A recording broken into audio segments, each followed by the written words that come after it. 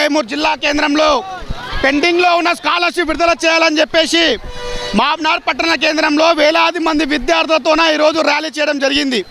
ప్రధానమైన డిమాండ్ ఏంటంటే 1-2 కాదు, తెలంగాణ రాష్ట్ర వ్యాప్తంగా 2019 నుంచి 2025 వరకు అంటే దాదాపుగా 7-8 సంవత్సరం కాలం పాటు 8,250 కోట్ల రూపాయల స్కాలర్షిప్ బకాయిలు ఉన్నాయి. చాలామంది విద్యార్థులు స్కాలర్షిప్ బేసిక్ మీద చదువుతూ ఉన్నారు. ఈరోజు స్కాలర్షిప్ రానందువలన విద్యార్థులు విద్యకు దూరమైన పరిస్థితి రాష్ట్రంలో కనిపిస్తూ ఉంది. మేము ఎస్ఎఫ్ఐగా డిమాండ్ చేస్తూ ఉన్నాం. ఒక విద్యార్థి చదువు కోల్పోయిండు, చదువు లాస్ అయినంటే అది విద్యార్థి తప్పు కాదు, ప్రభుత్వానికి తప్పు అని చెప్పేసి కూడా భావిస్తూ ఉన్నాం. గతంలో బీఆర్ఎస్ ప్రభుత్వం అధికారంలోకి వచ్చిన తర్వాత విద్యార్థులను పట్టించుకోవడం లేదు, ఈరోజు విద్యార్థుల సమస్యలు పరిష్కరించడం లేదని చెప్పేసి ఈరోజు కాంగ్రెస్ ప్రభుత్వాన్ని విద్యార్థులు నిరుద్యోగులు ఏకమై తెచ్చుకోవడం జరిగింది. దాదాపుగా రాష్ట్రంలో కాంగ్రెస్ ప్రభుత్వం ఏర్పడి 18-19 నెలలు గడుస్తూ ఉన్నా ఇప్పటి వరకు విద్యార్థుల స్కాలర్షిప్ల పైన ఊసలేదని పరిస్థితి తెలియజేస్తూ ఉన్నాం. ఈ మధ్యకాలంలోనే ఎస్సీ ఎస్టీ బడుగు బలైన వర్గాలకు చెందిన విద్యార్థులు స్కాలర్షిప్ల పైన ఆధారపడి చదువుతూ ఉన్నారు. ఈరోజు స్కాలర్షిప్లపై ఆధారపడి చదివిన విద్యార్థులు ఇంటర్ కంప్లీట్ అయిన తర్వాత డిగ్రీ కానీ బీటెక్ కానీ వెళ్ళాలి అంటే ఇంటర్ కంప్లీట్ పూర్తయిన సర్టిఫికేట్ అవసరం. కానీ ఈరోజు పూర్తయిన సర్టిఫికేట్ కోసం కళాశాలకు వెళ్తే మీకు స్కాలర్షిప్ రియంబర్స్మెంట్ రాలేదు, 50 నుండి 60 వేల రూపాయలు కడతా తప్ప మీకు సర్టిఫికేట్ ఇవ్వబడదు అని చెప్పేసి కళాశాల యజమాని ఇబ్బంది పెడతా ఉంది. అంటే ఆ యొక్క విద్యార్థులు స్కాలర్షిప్ విడుదల రాకపోవడంతో, ఫీజులు కట్టలేకపోవడంతో విద్యార్థులు విద్య సగంత్రాన బంద్ చేసి పొలాలకు కంపెనీలకు వెళ్తూ ఉంది.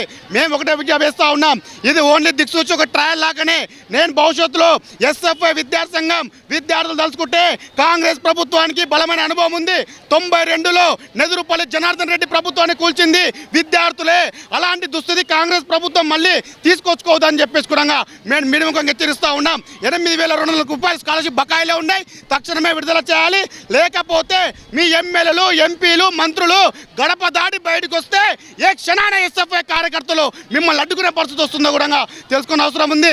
కాబట్టి ప్రభుత్వం ఇప్పటికైనా స్పందించి విద్యార్థులపైన ధ్యాస పెట్టి ప్రభుత్వ జూనియర్ కళాశాలలో మధ్యాహ్న భోజనం ఏర్పాటు చేయాలి. రాష్ట్ర వ్యాప్తంగా 90% పైగా ఈరోజు గురుకులాలు అద్దె భవనం నడుస్తూ ఉన్నాయి. ఏ ఒక్క బిల్డింగ్ కూడా సొంత భవనం లేని పరిస్థితి.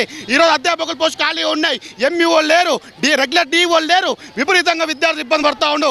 మరీ దారుణం, తెలంగాణ రాష్ట్రంలో మద్యానికి అంటే మందుకు మంత్రి ఉండు కానీ విద్యకు మంత్రి లేని పరిస్థితి ఈరోజు రాష్ట్రంలో కనిపిస్తూ ఉంది. కాబట్టి తక్షణమే ప్రభుత్వం స్పందించి విద్యాశాఖ నిర్మించాలి, స్కాలర్షిప్ విడుదల చేయాలి. లేకపోతే భవిష్యత్తులో పెద్ద ఎత్తున ఆందోళన నిర్వహిస్తాం. మరొకసారి మేము తెలియజేస్తూ ఉన్నాం, అసెంబ్లీ సమావేశాలు ప్రారంభమయ్యాయి, నూతన విద్యా విధానాన్ని వ్యతిరేకిస్తున్నామని చెప్పేసి అసెంబ్లీలో తీర్మానం చేయాల్సిన అవసరం ఉందని చెప్పేసి కూడా మేము ఎస్ఐపై విజ్ఞాపిస్తూ ఉన్నాం. లేకపోతే భవిష్యత్తులో పెద్ద ఎత్తున ఆందోళన సిద్ధంగా ఉంటామని చెప్పేసి మీడియా ముఖంగా హెచ్చరిస్తూ ఉన్నాం. నా పేరు ప్రశాంత్.